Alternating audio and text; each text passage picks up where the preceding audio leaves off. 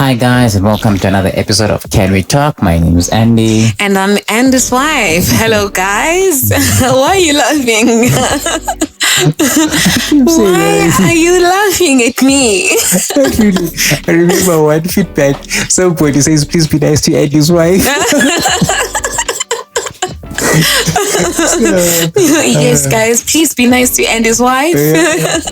Yeah, thank you guys. Thank you so much for all the love. Thank you for the appreciation. I want to shout out to all those, especially those who are always there to comment or give us feedback, positive and constructive. Yeah, and our family is really growing. Thank you so much, guys, for the love. Thank you for the likes. Thank you for the views. Thank you for the shares. Yes, we hear that we are being shared on different WhatsApp groups. Yeah, I'm told. Yeah, definitely. Somebody said that to me, that I saw your link in a group where you are not part and parcel of it. I'm like, oh wow, we are growing, which means we are onto something. Yeah.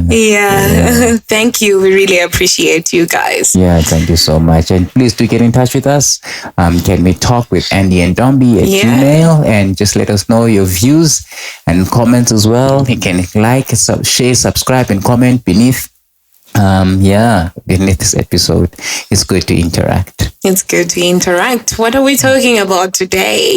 Can we talk? Oh my gosh. You don't sound scared. I don't sound scared? Yeah. Because I'm not. Wow. But you used to give me that, can we talk, and I would be petrified. Yeah, so it's supposed to scare men. It's never meant for women. Oh. You know how they say that women, we have how many words per day? So many. So many words per day. Yeah. And you guys, any opportunity to talk, you just shiver. I don't know why, but anyways, it's something that we are used to. It's nature. So if you want us to talk, bring it on, baby. Wow. I'm disappointed. I already have a response to whatever you're going to ask me. Oh wow. I'm joking. I'm denied the pleasures of seeing you twitch. Wow. Yeah. But I've just been meditating the last couple of days. Yeah. Have you ever been seeming like you denied something, or have you been disappointed by something? I have a number of times. All right. And how does it make you feel? I know you don't like those words. How does that make you feel? How does that make you feel? What does denial or disappointment mean to you? It makes me sad. I'm not really sure if I was that type of a baby who would throw a tantrum when they had denied something. Right. I feel like I'm that. No, I'm joking. But it really makes me sad, like really sad. I don't do well with anything that does not bring joy in my life. Okay. Does that make sense? I'm generally a happy person. So if things can go well, I know we are in life and things are never meant to go well, because it's the world. In Ndebele they call it umhlaba, which means but I don't do well with disappointments. I just love being happy. I love being in a space where everyone is happy. So if it were for me, I would spend the day making everyone happy. Yeah, I've been kind of been meditating or thinking about these things, about delays and denials, and sometimes getting disappointments, and it's never an easy season. It's seemingly like a dark or a night season, and it never seems easy. As people of faith, that example of how when Christ or Jesus was called to heal Lazarus, and it takes 2 extra days where he was. And when he comes, the sister Lazarus goes out to say, hey, Master, if you had been here sooner, your own friend would not have died, that kind of thing. So sometimes I think I'll also be wanting to do like that. While even I don't throw a tantrum. I remember one time somebody says, today I wasn't praying, I was complaining. I was, trying to dictate to God, but I've been faithful, but I've been this, but I've been that. So we don't handle denial or disappointment easy. So when the sister goes out to say, but Lord, if you had been here today, earlier, your friend would not have died. And so I think I've been like that as well, where I don't handle it nicely as well. I can't handle. So what do? Do you complain to the next person? Do you want your own space to just go and cry? I don't mean it necessarily to God, but generally we face disappointments in life. It could be a job where you're thinking, I'm going to be getting a promotion, and then it doesn't happen. Or someone promised you something, a friend, you were depending on them for something, and they just don't show up.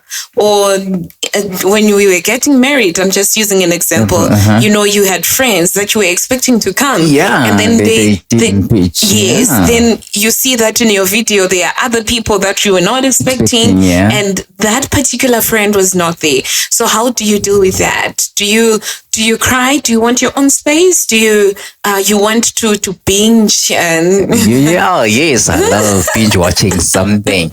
Definitely, I could watch a series but I do love to be alone. But in hindsight, it's a little bit dangerous. Why I'm saying it's a bit dangerous is because it's in the thought world where you now take a thought and you create something and you grow it, and it's quite dangerous because I could then even work out so many terrible scenarios. I was sharing with you that, I'm already planning my exit from somewhere because things are seemingly like they're not working in the way that I would want them to. So I give up, walk away, leave it, that kind of thing. It's terrible. But I don't take disappointment and rejection very easily. I want to give up and let it go and say, I'm okay, as I am. And do you feel like with how things are going, especially in this, should I call it a season in our country or in the world globally, things seem to be a bit on the difficult side, because you see, it's very sad that we are losing friends and, losing loved ones because they couldn't handle the pressure of disappointments. But it seems like disappointments are coming every angle. Just for example, we mentioned in one of our podcasts that in our country, a lot of people are migrating, and it's not every application that comes as a yes. Some no's, and we have had interactions with people where they have failed. Some of them, they have the guts to go back and try until they make it. I know I have a friend of mine who started, she was doing some opera lessons, and she failed to go, and later we discovered that it was a blessing in disguise because a lot of events happened when she was denied that entrance into Germany. So, would you advise someone to deal with disappointment, especially in this generation? I'm trying to run away from stories now because there's a story of a guy who was denied entry into a plane while it was during the World War. I think that was a story I heard. And when he was denied, he begged, that this is a war zone, please get me out. But he was denied, and the plane crashed before it reached its destination. And so his life was saved because it did not get into the plane. I don't like to tell people stories like that anymore. I'm not sure why. It seems a little bit abstract, or somebody cannot connect. But we always try and tell people that there's always hope. But like you just said, we always have to try and find ways of giving people encouragement that it doesn't start with us, and this too shall pass. The night season shall pass, and joy is coming in the morning. And I think the other thing is God's plans are greater than our plans. His ways are bigger than our ways, are higher than our ways. His thoughts are higher than our thoughts. And the reason why I'm saying that, I'm just thinking of how when you see someone, their appearance, you're like, oh my gosh, I love the way she dresses, or I love their shoe. But when you borrow that shoe, just borrow that shoe, you'll be disappointed because they walk in a certain way, and now you have to fit in and walk in a certain way, or it's never a perfect fit for you. So it's even on the phrase that people say that the grass is always greener on the other side. Yeah. So you might be seeing and you're liking the shoe, but you don't know what's under the shoe. Maybe it's broken, or something. You're admiring it from a distance, which is good. Yeah. So I'm saying it's not everything that we feel like is the right thing that is definitely the right thing.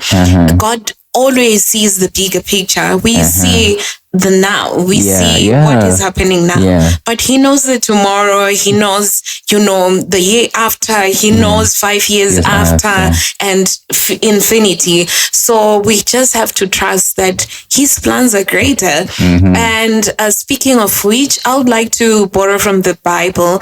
There is a guy who's called Joseph. A lot of people might be familiar with him. Yeah. So this boy, when he was growing up, he used to have visions and dreams, and he would dream being a leader, everyone bowing to him, even his family, they were bowing to him, which meant that, something great was coming his way. Right. But in the midst of waiting for that opportunity to come, he finds himself in so many turmoils, Yes, he was sold to a different country. He was, his brothers sold him, for that matter. It wasn't just anyone. It was his brothers. They sold him. And then when he gets into that different country, the wife to one of the leaders tries to sleep with him. If he was someone who was tactful, he was going to say, okay, now I am on my way to being great. Yes, let me slip my way to the top. But he knew his destiny. He knew that this is not the route that I'm supposed to take. And then he just he resists the temptation, and then he continues. He was thrown into the prison. So many things happened to him, but eventually he becomes the leader that he was dreaming of. So my point is, it's we have to look at situations. If I can say, God should borrow us his Googles, or we should see things the way God sees things. And start to appreciate that he's blocking some things because it's not the right time, or he's blocking some things because you are generally not ready. You are still a baby. You will not be able to handle this. So at times it's not a denial, it's a delay. It's a delay. Yes. So it's not a no. It's a wait. I will give it to you.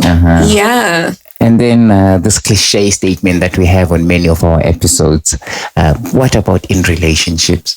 Would you say we've experienced a delay in our relationship, a denial in our relationship, or a disappointment in our relationship? Have you, something that is share-worthy? With our foot out.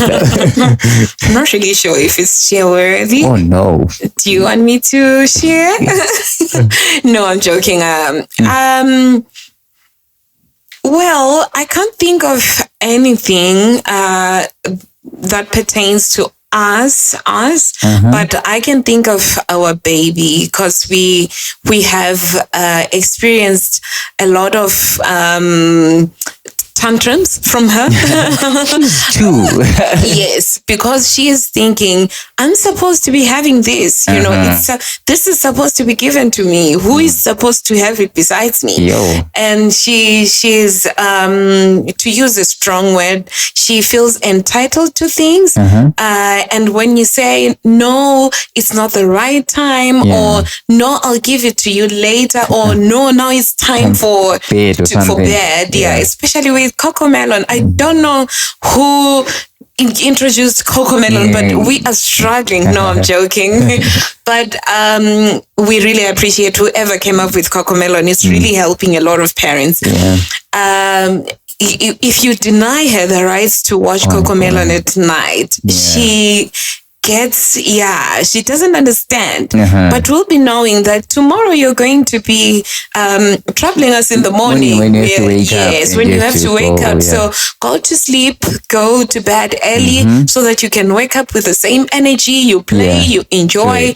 Then you can watch you have your screen time, and then you can go to sleep. So that's the disappointment that I can think of. So in her mind, she's thinking, these people don't love me. They have denied me the rights to watch TV or to have what I feel like is mine. Reminds me also, a preacher was sharing somewhere that sometimes when you do so, you know that sweets are bad for a child's teeth. And so when you deny them, it's not that you don't like them, but you know that too much of sweets will affect their teeth. But so while I can't remember anything that happened between us, I guess I'm trying to then find a way of borrowing in relationships, or delays and denials in relationships. So I'm still trying to borrow my way into that, to say, how do we handle it? Also, if you're expecting something, it touches a little bit of communication. As well. How do you handle when how do I handle when you come and say no to something, or no, that we cannot be doing this together, or whatever we plan to do, but because due to different circumstances we are not going to be able to, or we plan to go on holiday, but no, funds happened, or things are not working well for us to be able to take the trip. Do you get affected when it's a disappointment, or seeming like a denial when it's the two of us, or things like that? Without a specific example. Okay, so in relationships that was that, but disappointments started really when we were young. If you remember when, I'm not sure where you guys used to play, but there was this thing of, we used to call it Mom 25, and where you'd be chosen in a team, and if you were the cream of the creams, everyone wanted you to be part of their team.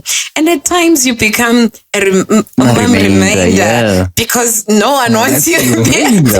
So disappointments started when we were young.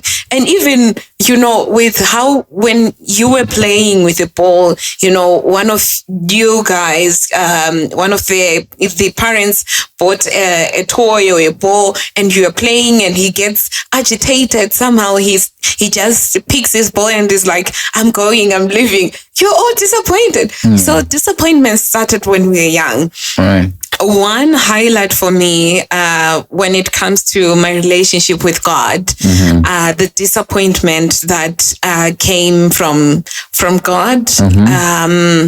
Well, it was a mixture of everything, from my mom, from God, but it was circumstances beyond anyone's control. I remember it was back then in 2008, I was at school, I was a boarder, and things were really bad. Right. Things were really, really, really bad. Economically, or was the family, or both? Both. So if you remember, 2008 was a bad season for Zimbabweans. There was no food. At school, we would have our breakfast was mealie porridge, and that was it. And then you would wait for lunch, and lunch was just one in a pool of gravy, and then a mountain of of pap. And then there was one thing, I don't know where they got that from. It was called Kids Against Hunger. They would not cook it, they would just boil it, and then would have it for our special meals, because it was a mixture of rice and something. It wasn't really nice, but we thought it was nice for that season. But things were just not looking good. And I remember I went to school. I didn't have the grocery that I used to go to school with, because things were tight. Like I said, my mom didn't have the funds, and to the point that we failed even to cut my hair. She didn't even have. I think cutting hair is like $3 now. I'm not sure how much it was at that time, but my point is, I'm trying to express how bad things were, and the first visiting day, you are thinking, she knows that I didn't go to school with anything. So surely she is coming. And did she come? She didn't come. I waited, and everyone had their parents. You know how it is at boarding school. You're waiting there. You are watching everyone having chicken and, all the nice things that are cooked at home. And you are just peeping through the window and there's nothing for you. So I was really hurt because it was her first time to do that. She is one person who used to make sure that she makes a plan. Right. If she's not coming, she'll send something, that kind of a thing. But she would come in every visiting days. She would try to come.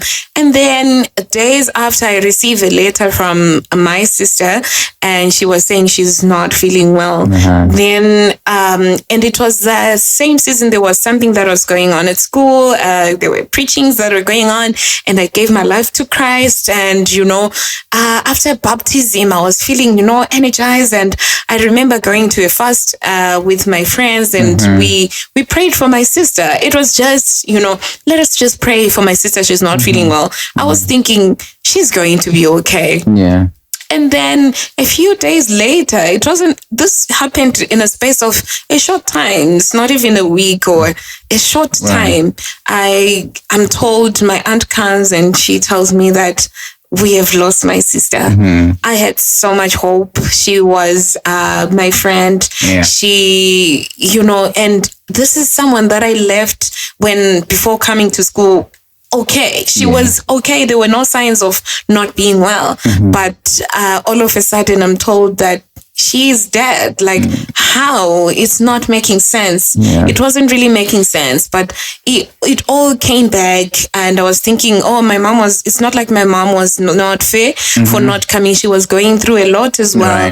Right. But later on, I discovered that, things do not make sense when you're walking in them or when you're in a situation, but there is something great that is coming your way. God has better plans for us. Yeah, definitely. Yeah. Definitely. That's true.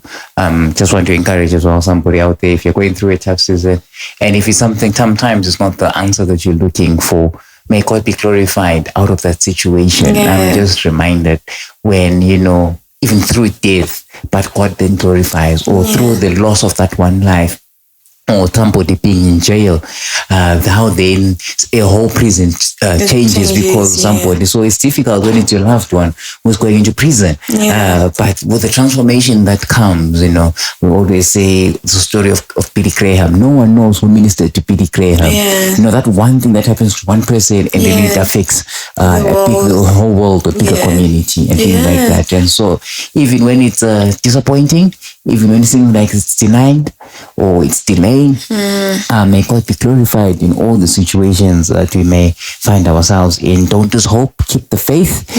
Don't give up on anything and everything. Don't run away. Don't binge and watch and then plan your exit strategy like some guy who was doing so. Just keep the faith and see the things through. And these two shall pass. These two shall pass. Indeed. It's not always the best of times when we look at it with the human eye, but God has a plan. Yeah, indeed. So if you're going through a tough time, our thoughts are with you.